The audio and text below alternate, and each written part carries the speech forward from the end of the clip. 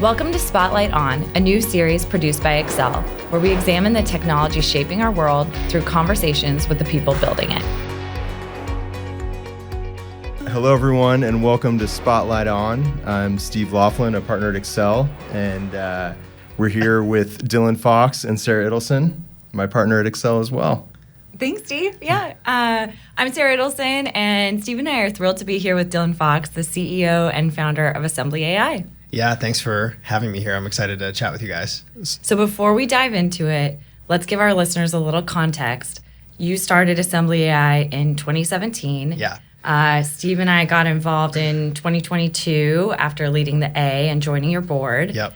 And man, it's been quite a ride as AI has come into the forefront. So we've got a lot to cover today. Yeah, I feel like more has happened in that period of time since I met you guys and you invested in the company compared to the beginning, like 4 years where we were trying to just figure it out. So it's been a crazy last 2 years. Maybe that's a good place to start. Can you talk a little bit about kind of running your company almost in the dark when no one was talking about AI, and then how things kind of shifted for you in that moment? Yeah, definitely. I took a job at Cisco in San Francisco, and fortunately I did because that's where I met my wife, and now we have 2 kids. So I took that job and started learning about neural networks and deep learning, and just saw, this is like 2015 now, that was it's totally the future for where the technology was going. A lot of different domains were starting to be disrupted by deep learning approaches. So like where you would have classical machine learning models that had kind of plateaued from an accuracy perspective, these deep learning based approaches, which really meant these larger neural networks that were being trained for those tasks, started to show that in some cases, they were at parity with these classical machine learning approaches, and in some cases were outperforming. And even if they were at parity, you could just tell, like, okay, we have barely scratched the surface. It's at parity with the old way of doing things. Like, this is absolutely the future. And so the team that I was on at Cisco, we were looking into different machine learning products that we were going to build for the company, and I just got deeper and deeper into neural networks and deep learning. So I don't want to take the question too off tangent, but that's really where I got started with my journey into AI. And then you started the company, and when you started it, what sort of reception did you have from the market? Mm-hmm. And how did you maintain or build your conviction at the beginning? People thought I was crazy when I started the company back Sounds then. like a classic entrepreneurial journey. People still think we're crazy. And fortunately, we've met people along the way that don't think that, like you guys. Yeah. Or that appreciate crazy. Yeah, exactly. Yeah. Like that. Seeking crazy. Yeah. I remember I remember being in YC because we eventually got into Y Combinator, and I was at some networking event, and someone was like, how many people are you at the company? And I was like, it's just me right now. And they were like, this other company that's working on it, they have like thousands of employees. Like, how are you going to do this thing? And so people just didn't believe that it was possible. But I think that what people missed was that the technology was turning over, and so the incumbents at the time had really built up their companies on old tech and then stopped innovating. And that left them ripe for disruption because new technology was about to be built that was going to be dramatically better. And that was really like the intuition. So, So classic innovator's dilemma in the sense. I have not read the book yet, but I got the recommendation online, and I need to read it. Yeah. But yeah, so at Cisco, I mean, really the intuition was we were building these natural language understanding products, and it was like this R&D team that I was on. Yeah.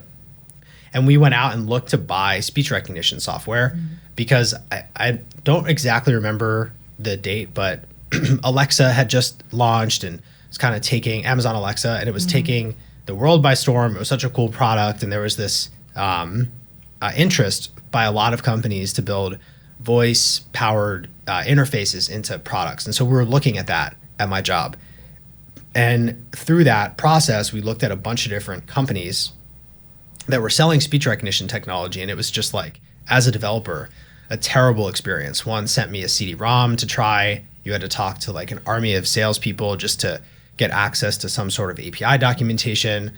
A lot of vendors didn't even have an API. And then when you did get access, the developer experience was just terrible. And I had been used to the Twilio or Stripe style developer experience. So really the idea was, okay, that experience was the convergence of ideas was like, that experience was terrible, looking for an option. And I saw that the tech was going through this transformation and going to be a lot better. Mm-hmm. And so the ideas merged, and the idea behind the company was, what if you can build new speech recognition technology, leveraging the latest deep learning, AI models, and then build an incredible developer experience and community around that, and developer product around that, just to enable the proliferation of the technology, get it into the hands of any type of organization, whether you're a big company or just a developer. And that's where we started. And so we as in you. Yeah, me at the time. Yeah. So I quit my job. And it was just you. I quit my job to work on it. Yeah. Because I was super bored at my job. And you got into Y Combinator as a solo founder. Yeah. So I was really bored at my job. Yeah. I had started a company prior in college. And so I knew I liked the adrenaline of startups. Mm-hmm. Yeah. And I felt like, okay, I did my kind of rest at a corporate job. Mm-hmm. And now I need more adrenaline in my life. So I quit my job and I started working on Assembly. And the YC deadline had passed. It was like 30 days past the deadline. But I wanted to try to just get my thoughts on paper for what I was trying to build. And so I filled out the application and I recorded the video and I submitted it, and I just forgot about it because it was like 30 days past due, solo founder, I have zero progress. Like, there's no way I'm getting in. And I just started dating my now wife, who's from Denmark. And so I submitted the application, and then I went to Denmark with her because I was like, I'm just going to work on it from there and by myself. Then I got an email like, hey, we'd like to invite you to an interview. And I was in this remote town in Denmark. So I showed my wife the email and I was like, I got to go back to San Francisco. And so I booked a flight the next day. I flew back to San Francisco. I drove down to the YC office. My phone lost reception. So I was like trying to find the office. I was so worried I was going to be late for the interview because my GPS like totally crapped out. Luckily, made it to the office somehow, and then met this guy, Daniel Gross, who had worked at Apple, totally understood the problem because he looked at speech recognition technology too when he worked at Apple. And he believed in the opportunity and ended up being our YC partner, investor in the company still. And that's really like what kicked off the company in earnest. And then how did you... or when did you start bringing people on the team? It was a lot of learning, like as a founder, because I worked on a startup before, but it was in college and it wasn't serious. And so the first year, it was confusing to figure out who were the first people we needed to hire, what we needed to focus on to actually get customers. And we just were kind of all over the place. Yeah. And then eventually realized like, okay, really just got to focus on making the product better. And so started hiring a couple key hires, like the first engineers that we brought on board. And so the first like one or two hires were other machine learning engineers. We just focused on making our models better, the API better. Were you talking to customers at this time? The whole time. Yeah. So it was kind of like... you're like showing the model, it's not working, you're figuring out what to fix. Exactly. So rinse and repeat. Yeah, I mean, so you're saying it didn't work right out of the box. It was not first version of the product. It was not state of the art, right? No. It was terrible right out of the box. And mind you, this is also... But what kept you going then? Like, was it the gap was closing so you could see, hey, if we get this right, there's huge demand, so they keep meeting with us even though it's not working? Or what was the... What was the experience? Because that might be helpful for the other entrepreneurs as they're out doing early customer development. I just had such conviction that there was such demand for this technology and the market wanted it to be better. Yeah. And there were so many things that people wanted to do, but they just couldn't because they didn't have access. The tech wasn't good enough yet. The state of the technology was not good enough yet. And the analogy I always have used in my head is it's very much like self-driving cars. Like, when there's full self-driving cars, there's a huge demand and market for that. And it's not a question. It's just a matter of when the technology hits that certain point. And, even today, there's still so much confusion and chaos around what the actual level of accuracy for this AI technology is at. I mean, back when I started the company, people were claiming it was human level, and that's like 6.5 years ago. Mm-hmm. And it's still not human level, and people still claim that it's human level. The progress has dramatically improved. But part of back when we started the company was that the state of the technology was just not that good and robust. So like some of the first models that we trained, they were trained on around 10,000 hours of voice data. And that's compared to the model that we just shipped a couple weeks ago. It's trained on over 1 million hours of voice data. And then the one we're going to release in a couple of weeks is trained on around 10 million hours of voice data. So just the size of models, the size of data, the level of capability of the models that we're training now, I mean, it is like literally night and day. If you just look at the output from the models 5 years ago to the models today, I mean, it's highly noticeable to a human, the level of improvement in accuracy. And so part of it was in the early days, it took us a lot of at-bats to get something that was good enough to even sell. But once you got to that point, the market was very small back then because the tech wasn't mature. The tech, like period, not just our tech. Tech in the in the market was just not mature enough yet for there to be widespread adoption. But I would talk to customers, I would talk to startups, and you could just see that there was pent up demand, and that opportunity really kept me and us going, and still does, because now we're in this new phase of the market where technology's improved dramatically, but now in 2023, it's generative AI, right? So there's all these new AI applications being built. They're trying to leverage voice data to improve sales rep efficiency, to create action items from meetings, to automate podcast content redistribution, because now you have a large language model to be able to work with, and you want to be able to take your voice data and push it into a large language model. And so that's created a ton of tailwinds behind what we're doing, and driven even more demand. So even back then, I think I just had conviction for where this was going and could see that. So you had that initial traction. I think that's about the time that you probably got the best entree into Accel, which is Sarah Idelson, who joined us as a partner, and I think she was. You weren't on the call. She was 2 weeks into. Yeah. She was 2 weeks into being a partner at Accel, and I had COVID. Yeah. And I got sent this thing, and quite frankly, like, you see a lot of these companies, and so we always do our best to keep an open mind about every company, but on paper it was kind of like, oh, another voice to text company. And then I told Sarah, hey, can you take a look at this? And she was super excited, because when you're first starting, like, every pitch is the most exciting pitch you've ever seen. And so, Sarah, do you want to talk a little bit about that? Because I sent it to you, and then you had a meeting. Yeah, well, I vividly remember, Steve basically saying to me, hey, my whole family has COVID. Like, we were going to take this call together. Like, you're going to take it yourself. I got to deal with this.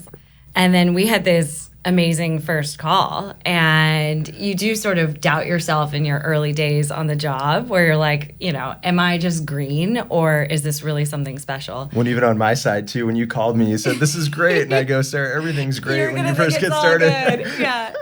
Yeah, exactly. Yeah. But I thought really deeply about it, because I thought, man, Steve, his whole family has COVID right now. He's dealing with a lot. The last thing I want to do is be like, I found this great thing. I really want you to meet it. The bar was high. Yeah. But I really walked away incredibly excited from our first conversation. And so I did. I went back to Steve, and I was like, I just got here. Well, you got to meet it. And then I'm like, okay. So I met with you like a day or two later, and I called Sarah back kind of raspy and was like, this one's really good. Like, Dylan is really good. I think it was a combination of kind of the technology and the problem you're solving, but also we kept going back and forth about what a student of your own business you were. You just knew everything about what you were trying to do beyond the product, who your customers were, what problem you were solving for them, what made you distinct to your competitors.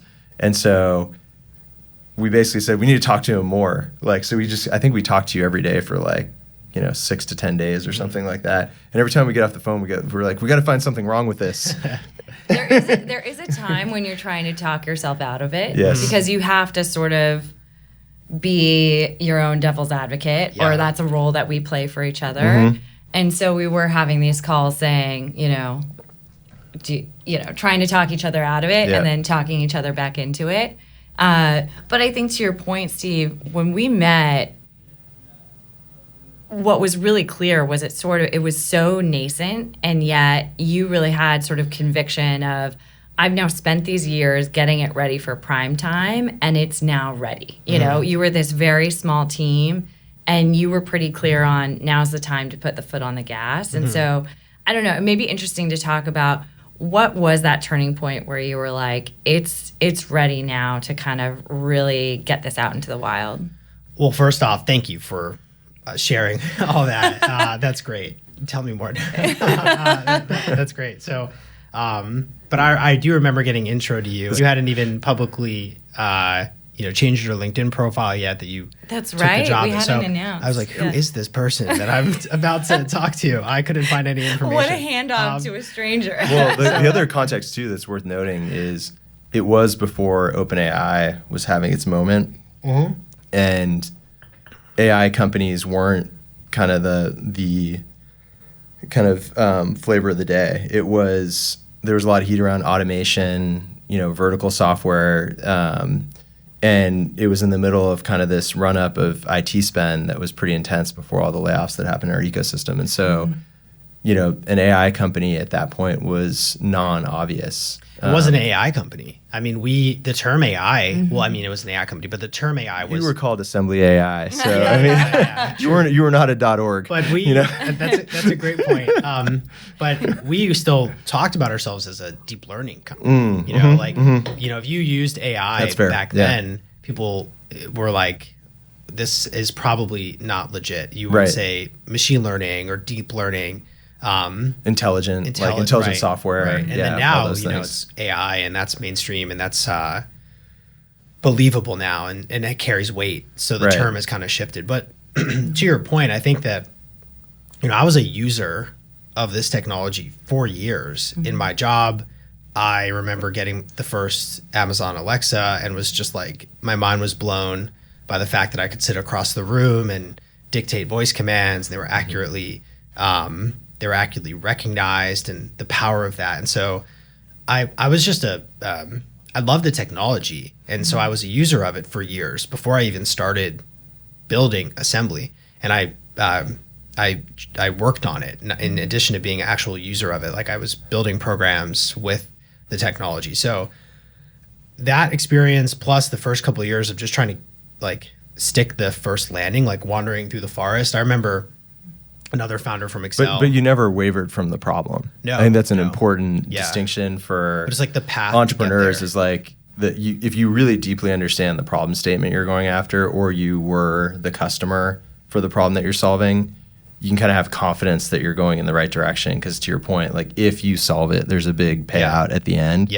I think sometimes entrepreneurs don't really understand the problem, or are trying to meet with customers as a proxy for deeply understanding the problem, and it just you don't get there as fast as if you're authentic to the space that you're operating in.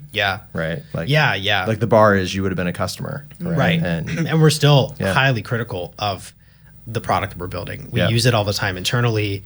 We've got an awesome team of developer educators that are like our developer evangelists that are constantly shipping products with it. And they're in Slack, like, this part sucks. This is like bad experience. So we've always remained extremely objective around what we're building, and have always been constructively critical of what we're building, even back then. And so to your question around like the switch, I remember we posted something on Hacker News, and then this guy from this company in Australia, who's the co-founder or CTO, reached out and was like, hey, we're using Google's speech API. It's fine. But what you're doing seems really cool, and like, we'd love to kick the tires with it. And back then it was a wait list to use our API because it was really bad. So we needed to like control the blast radius. We went back and forth for like 2 or 3 months iterating on the product until it was good enough for them to buy. And they ended up being a pretty big customer. And actually, they're still a customer, and they just renewed with us like all these years later for a much bigger contract. And I'm still in touch with the founder there. So it was that land, and then we landed another one that was kind of big like that. And then we landed a couple smaller customers, and we saw a lot of developers signing up. And so we just started to see that, okay, we've kind of crossed this threshold into the space now where we can successfully, repeatably go and sell this thing. And so now we just have to figure out like, okay, we're at 40% efficiency.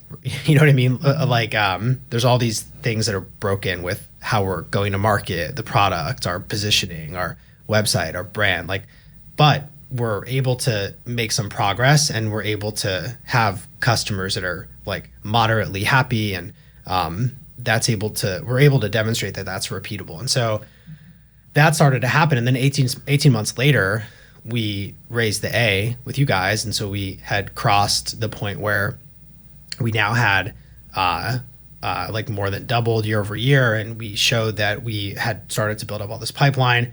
We were still really small team. So I think we were like 15 people or something when we met you guys and when you came on board. And then it's just been about maturing from there. And that's why really, you know, when you, going back to the opening, I genuinely feel like the time since we raised our Series A, which was January 2022 to now, like significantly more has happened. I mean, obviously, because companies grow and more people, but so much more radical changes happen than the first chapter of the company. We're really just like wandering through the forest trying to find the path up the hill. You were making the point that at the time, AI companies weren't kind of like the topic du jour, and actually the key being entrepreneurs who kind of know the problem and know their space. And so much of my recollection of that conversation was really about all the data that's sort of trapped in audio, you know, and what value you could create if you could extract that data and sort of create a bunch of, you know, experiences leveraging it. Right. And it was really a precision around sort of that opportunity that this data is sort of needs to be unlocked. Yeah, I've never really even liked the term transcription, to be honest with you, because that almost minimizes the value of what we're doing. And the value is really, I said this to you this morning, it's taking this voice data and turning it into something valuable. That might be a command that you say that turns on music. That might be finding issues that are happening in your contact center, in your call center, from your customers calling in your customer support reps. That might be automating meeting notes. I mean, we've got hundreds of startups that are building AI note takers with our API and like rapidly growing their user base because it's such a valuable product that they're building. Content repurposing apps, internal workflows that are being built leveraging this tech. So it's really about being able to take this voice data that is really locked away because you can't, you know, kind of probe at it and turn it into something that you can actually create value with. And that's accelerated so much over the last 6 months after the launch of ChatGPT and large language models really taking the world by storm, because now so many people are trying to build AI applications that leverage large language models and push all their application data into that workflow or that pipeline they're building. And a large part of that application data for most applications contains voice, contains audio. And we're really emerging as like the best way to plug that gap and to build that part of your workflow out. But you're also really making it easier for developers at the end of the day. Yeah. Right? Yeah. It's not just voice to value. It's taking voice and allowing the value comes from making it incredibly easy to develop new applications and embed it in your software, which is kind of taking it. It's not really AI as one driver, but the other is just the idea that, you know, APIs are everywhere. Yeah. And the ability to kind of develop quickly and not have to build everything yourself inside your application. They can leverage you. Yeah. Which is part of your original vision to be like a Stripe or a Twilio. Right. I mean, I still, you know, I'm reminded about Twilio, and you hear examples of customers that, I mean, it was like GroupMe and Uber just started as like small startup customers of Twilio. And then I think when they IPO'd, Uber was like a significant portion of Twilio's revenue. And our VP of DevRel worked at Twilio for like 8 years. I think he joined at their like Series B or Series C, and would talk all the time about these big companies. Some developer somewhere would just start building something. It would get a lot of traction internally, get shipped to production, and Twilio was brought along for the ride and then turned into this huge contract organically. And we see that. So we see right now a lot of startups just come to our API. They just go to our website, they implement our API into their product, and then like 3 months later, they're taking off. And so is their spend with us. And that's amazing to see. We also see at large companies. I was at a AWS conference and someone came up to me. I won't share the company just so I don't like dox this guy, but someone came up to me from the large company. And someone, we'll bring him on Spotlight On. Yeah. Someone came up to me from this large company and he was like, hey, I've been building this thing for our company with Assembly. It's just a prototype, but like we're building out this internal workflow with your API. And I was talking to him about what he was building, and that's the beauty of who was him again? Sorry, I just that's the beauty of like of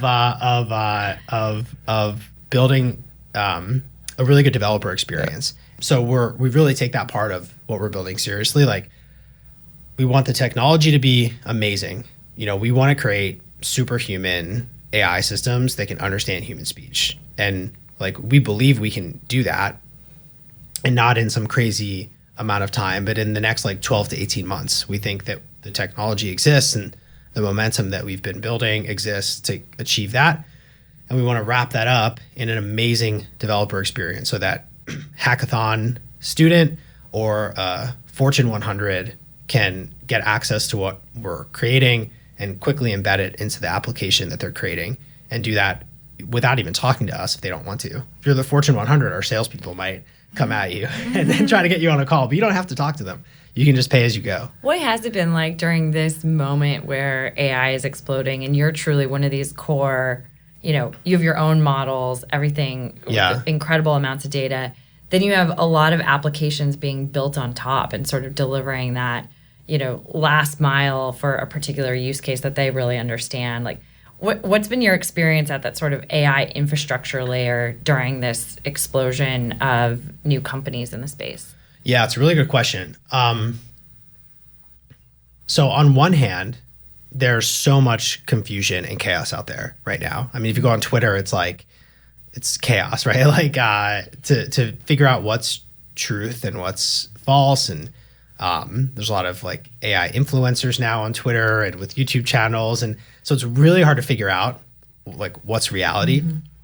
And so I think we have an increased, like honestly, marketing challenge to really educate and differentiate, like here's who we are, here's what we're building, why it's differentiated. And being able to cut through the noise is more important now than it ever has been before, especially because the opportunity is so much clearer now than it was a couple of years ago when we started the company. And so you have a lot of people jumping at it. But to your point, you know, I think that we've been thinking about this for a long time, talking to customers, understanding the market, our technology, and we've also been building a ton of stuff over the last couple of years.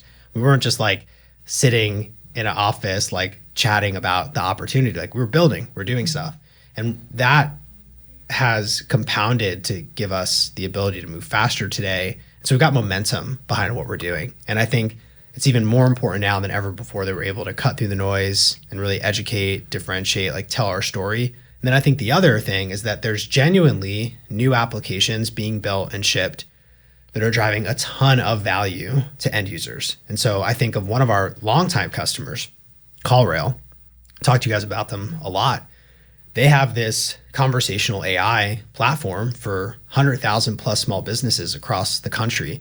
And they help those small business owners run better businesses by helping them understand the phone calls that are coming into their business. What type of services are people asking for quotes around? How are people finding out about the small business? And the small business owner is able to leverage all that insight that AI is delivering to them to be able to run better and more efficient small businesses. And that is incredible.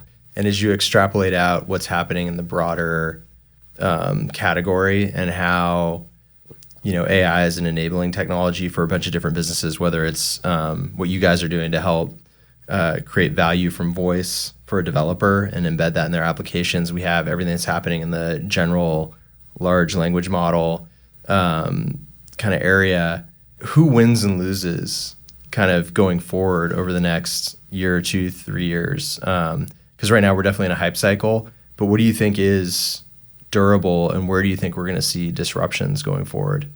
And what should we be looking for? As investors or just us? Maybe both. Like I think more on, you think about like impact in the world. So for example, you guys are going to have an impact because small businesses are not going to have access within these applications that they're using to leverage AI, and they might not even know it's AI. They might just think it's a conversational experience, and they don't know that models are run underneath it that are trained on 100 million hours worth of voice. But how are different sectors going to change, and are incumbents going to win? Are we going to see kind of a plethora of net new companies that are going to disrupt incumbents? It's hard to kind of think through all this stuff. I mean, we obviously all have opinions on it, but you as a builder, what do you see that's like kind of non-obvious? What are some of the more non-obvious kind of nuanced areas here? I think that genuinely the AI technology that's being built right now will impact every single organization and business and like consumer over the next couple of years. Like you will have an AI assistant on your phone, on your laptop that's private to you, that you can interact with, like ChatGPT. Right. Like you did that today on your emails. You were saying exactly. Like, where it's I run like Llama 2 on my MacBook Pro, right? And like use it as a writing assistant. But that's where you have to be technical enough to download it and do it together. But in the future, it'll just exist inside your email or inside your device or something. It'll be like in your OS, like on your desktop, on your iPhone. Microsoft's even I think they previewed this, the like Copilot for Windows that can interact with the apps you're running on Windows. So every consumer will have that. AI will be a part of every single application, for businesses, for consumers, like for workflows, like, and companies that don't adopt AI technology for making their employees more productive, making their workflows more productive, making their products more differentiated, like they're going to fall behind and they're not going to be able to compete. So I believe that's true, like for sure. At the same time, a lot of what we talk about is that I do think there is a little bit, for sure there's like a hype cycle right now, right? And you can't see me if you're listening to this, but like imagine a big circle. What we talk about a lot internally is how big is this circle? So imagine a large pizza. Okay, right? Got it. I think that in over the next like 2 years, we're going to see applications that people think are possible to ship today that are actually not possible or not good enough yet.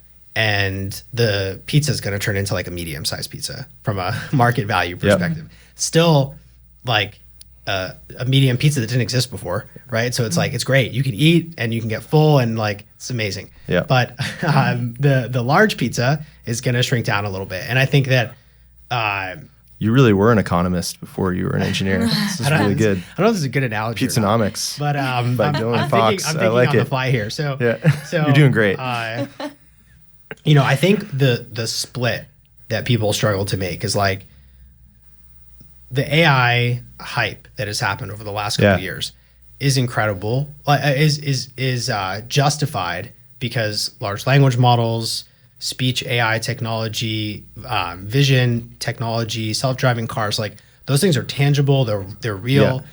But then there's this other conversation that starts to kind of come in, which is like AI safety and AGI. And it's like, okay, so where we're at today, that means like, so how long until this robot is like folding my laundry and like inside my brain, and that's like very fast jump that I think, people are going to keep working on AI and eventually we're going to have AGI systems. But is it a year out? Is it 10 years out? How long have we been talking about self-driving cars being like right around the corner and there's still progress to be made? So is it safe to say we're like in this period of iteration where kind of like when the iPhone first launched and mobile, the app store was open, there was tons of apps. And some of them really like Uber and others like persisted and became dominant in their category and transformed a category. And then a bunch of them like were experiments that didn't work. So we're going to just see this explosion of experiments, which is kind of what you're seeing in your customer base. Yeah, you'll see that with this wave of AI technology.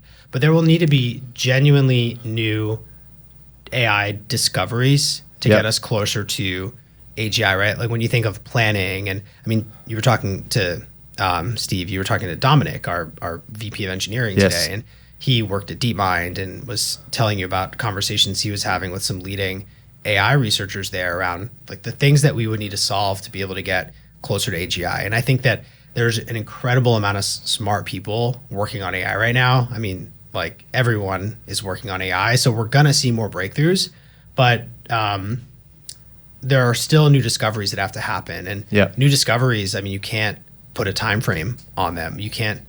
Typical engineering, you just kind of break the problem down like, okay, we need X, Y, and Z, and then at the end, we're going to be done. And that might take 2 years or 2 months. Like you can break down the work and then you can figure out the timeline. But when you have to discover new things, you don't know what kind of timeline you're working on. Now you can go down the path of saying, okay, we're going to continue to scale up models, but that might run out of runway there with that thread. So I think that there's a ton of value being created with the AI technology that works today. And I think that, to your point, we're going to see like a proliferation of apps and services and features that are going to be durable and that are going to stick with consumers and businesses. And that's going to unlock like incredible new TAMs and markets. A lot of times we have customers that come in and they want to build these crazy things. But it's like, okay, that's actually not possible. Well, that's what I think. I think you're right. Like a lot of discoveries come from experimentation in anything. It doesn't matter. And so we have these building blocks that are enabling the experiments, and we're going to have to observe the results of those. There's like consumer applications where I think that there's a lot of product market fit that has to be figured out for consumer applications, right? Like how long will you pay for a ChatGPT subscription? Will you pay for an AI upgrade and I don't know whatever app you use?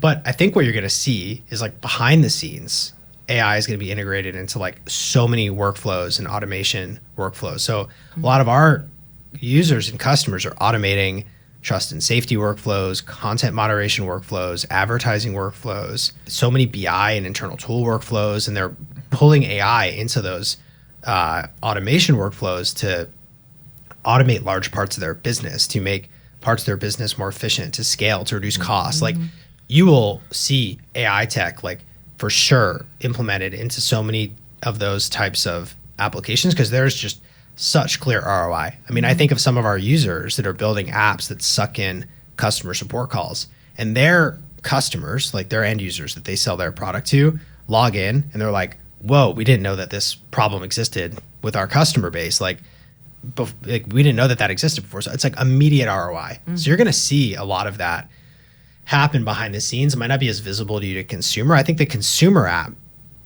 durability, I mean, that's hard to predict out because who could have predicted like Instagram or consumer apps in general, right? So I think that there's going to be huge AI consumer apps that are built, and ChatGPT is arguably like the first one. Midjourney too, for example. But you're going to continue to see, in my opinion, those come out.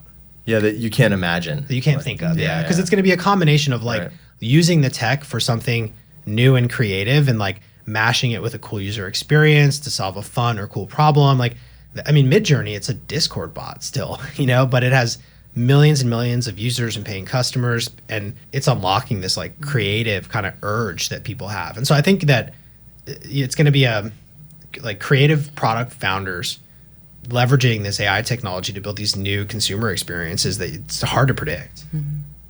You're uniquely in this spot where you have large incumbents with, devs internally tinkering and building things with AssemblyAI, and then you also have these new emerging challengers, maybe in the same space, also building on AssemblyAI. What do you think is going to be determining of, whether incumbents or new challengers win in a category? And is part of how they approach and incorporate AI going to be a core differentiator? The more they spend with AssemblyAI, the higher probability of success. So, how should incumbents think about it? And then if you're the upstart, how should they think about? It's actually a very good question. How much time do I have to answer this question? So, I think part of what you're asking is like a build versus buy question a little bit is what comes to mind. I think that incumbents, let's just say large organizations. I think large organizations think, okay, we have like 100 engineers, this big budget, let's just go and start to work on this. Startups and smaller companies, they're like, we need to go buy this technology through an API, through, whatever. The technology is turning over so quickly and requires such specialized skill sets and knowledge that really don't exist like broadly yet. I mean, they will, but they don't exist broadly yet, that it's, in my opinion, a disadvantage to try to build AI technology in-house right now, unless you are going to commit to really like in perpetuity, making that a competency of your organization. So that means like competing for the best AI talent, setting up training and staying ahead of the curve as new technology comes out. And so when I talk to founders and customers, I am of the mind, at least today, right? It's like if you're trying to ship an AI product or experience today or workflow, I don't care if you buy from us or not, but you should buy as part of your strategy, because you need to figure out product market fit. You need to iterate. And if you spend 9 months building something and deploying it and then finding out you don't have product market fit, well, then you need to go do that all over again. And by the time you do that, like your competitors eating your lunch because they shipped in 2 months because they used an API or they just went to an AI vendor or service provider to buy the technology and build the workflow and the automation around it. Yes, there's security that comes up and data privacy, which is why organizations think, okay, we're going to build, but there's ways to solve for that, like private cloud deployments, on-prem. Amazon has this thing called like Bedrock now. So there's ways to solve for that problem. In my opinion, I think that building, if you're talking about today, competing in the market, shipping something is not a good strategy to be competitive, to move quickly. I think, and that is an advantage that the startups have because they default to buying and just quickly shipping stuff versus large organizations that are like, okay, let's try to build something, like let's maybe make this part of our core competency, but they don't understand the space or the problem enough to really like make that decision. And so I think that you'll see startups be able to move faster. Mm-hmm. The goal will be like amass a user base and customer base fast enough for the incumbents take 2 years to build something and ship it to their user base. And hopefully what you've built has better product market fit and is faster and is better, so that it's sticky. So I think that's one observation that we're seeing play out as a lot of these new applications are coming online. Thank you so much, Dylan. This has been a blast spending time with you and talking about all the exciting things happening in AI. It's hard for me to think of a better person to spend the afternoon sort of parsing everything that's going on. And so thank you for sharing it with all of our Spotlight On listeners. Yeah, thanks for having me on. This has been a lot of fun. On the next episode of Spotlight on AI, Pete Clark, that's me, talent partner at Accel, will be chatting with my friend Dan Sturman, the CTO of Roblox. Everything we do, and I think this is important, is in service of enabling our users, our creators, to be more successful on the platform.